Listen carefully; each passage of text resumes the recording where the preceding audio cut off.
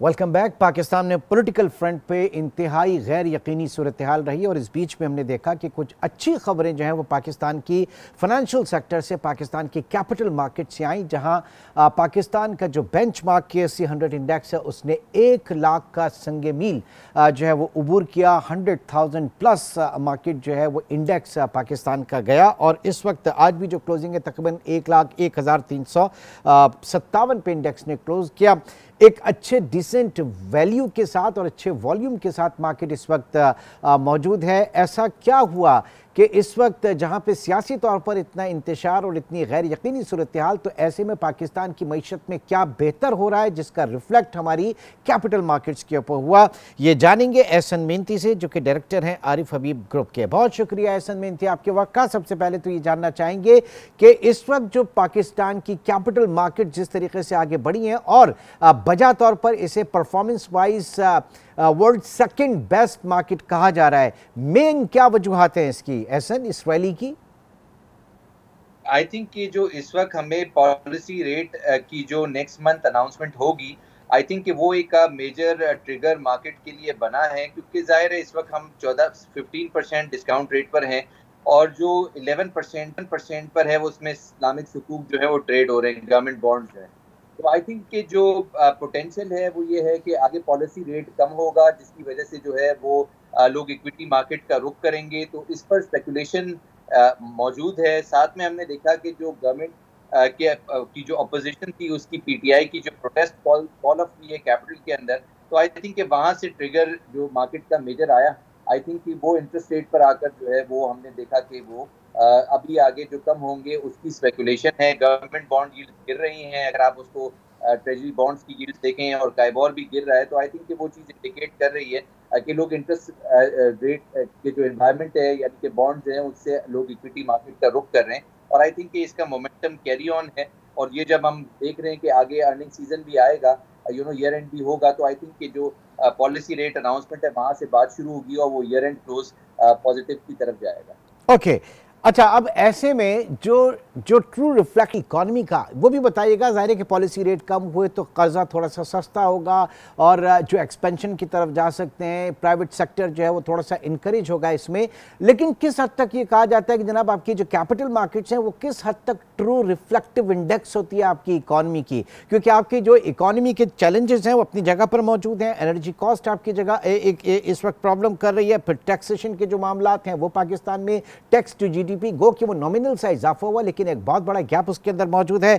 फिर privatisation counter के ऊपर फिर पाकिस्तान की जो डेट लायबिलिटीज हैं जिस तरीके से उसको अरेंज करना है, चाहे वो फॉरेन हो या डोमेस्टिक हो, और साथ ही साथ जो ये बेसिक स्ट्रक्चरल रिफॉर्म्स के जो इश्यूज हैं, तो सिर्फ महज 8-10 पॉइंट की 1000 पॉइंट्स की रैली जो है वो क्या पूरी काया पलट सकती है, या जो इश्यूज हैं वो अपनी जगह पर मौजूद हैं इस वक्त?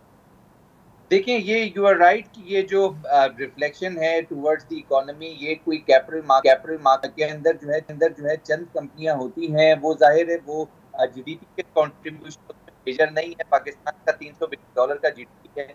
आई थिंक कि कंपनीज के अंदर कोई मेजर कंट्रीब्यूशन टुवर्ड्स GDP तो नहीं होता, लेकिन जाहिर है ये रिफ्लेक्टिव होता है। एक रिफ्लेक्ट हमें नजर आ रहा है कि कुछ सेक्टर्स हैं वो आउट परफॉर्म कर रहे हैं। फॉर एग्जाम्पल फार्मास्यूटिकल्स जो है वो आउट परफॉर्म कर रहे हैं। फॉर एग्जाम्पल क्योंकि वहाँ की प्राइसिंग के इश्यूज गवर्नमेंट ने सॉल्व किए, रिफॉर्म्स लेकर आए हैं। इस तरह से ऑयल सेक्टर के अंदर हम देख रहे हैं कि सऊदी इन्वेस्टमेंट मोस्ट प्रॉब्ली जो है रिकोडेक के बाद आ सकती है, तो जाहिर है उसमें हम देख रहे हैं कि ऑयल एक्सप्लोरेशन सेक्टर के अंदर काफी ज्यादा। फिर इसके बाद बैंकिंग सेक्टर पे जो इस वक्त स्टेट बैंक की जो रीसेंट जो सर्कुलर निकला है उसके अंदर जो है वो मिनिमम जो प्रॉफिट रेट्स उनको देने पड़ते हैं, स्पेशली फाइनेंशियल इंस्टीट्यूशंस को और पब्लिक लिस्टेड कंपनीज को नहीं देने पड़ेंगे। तो आई थिंक बैंकिंग सेक्टर के लिए भी अच्छी खबर है, साथ में ऑयल सेक्टर के लिए भी अच्छी खबर है, फार्मास्यूटिकल्स नहीं, लेकिन बैंकिंग सेक्टर की आपने बात की, MDRs की आपने बात की, बट बैंकिंग सेक्टर ने जो बहुत ज्यादा प्रॉफिट बनाया था, जो आप समझ लें कि स्काई रॉकेटिंग प्रॉफिट था, वो उनके इंटरेस्ट इनकम के ऊपर था, जो 22-23% पॉलिसी रेट था उसके ऊपर उनका था। तो अभी तो वो डाइल्यूट हो रही है ना सारी चीजें।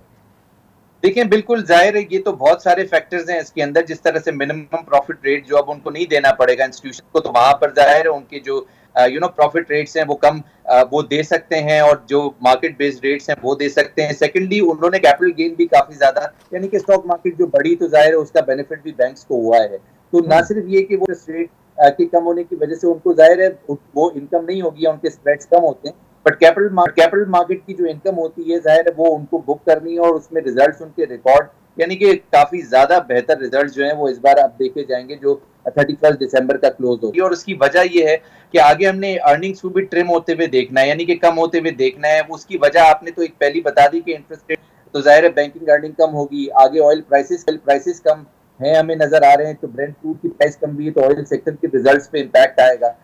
There are so many ifs and buts, Ahsan. There are so many ifs and buts. They all related to the political certainty और uncertainty जो है वो इसके ऊपर सबसे ज्यादा हावी रहती है, वो ज्यादा उसका दारोमदार होगा सियासी अदम इस्तेहकाम या इस्तेहकाम का।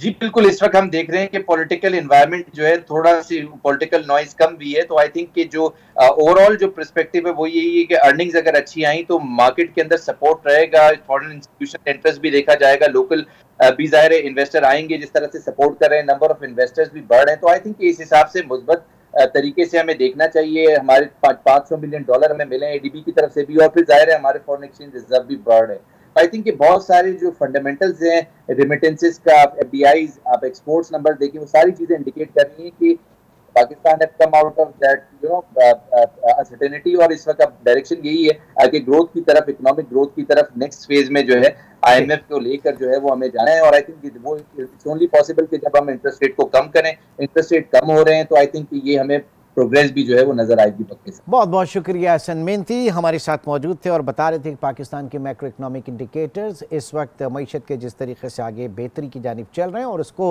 वो रिफ्लेक्ट हो रहे हैं पाकिस्तान की कैपिटल मार्केट्स के अंदर। बहुत सारी ये है कि ये चीज़ें इसी तरीके से चलती रहें विद पॉलिटिकल कंसल्टेशन और सियासी इस्तेहकाम जो है वो पाकिस्तान में रहे, तो न सिर्फ पाकिस्तान की कैपिटल मार्केट्स बल्कि पाकिस्तान की जो रियल इकॉनमी है वो भी ग्रो करेगी।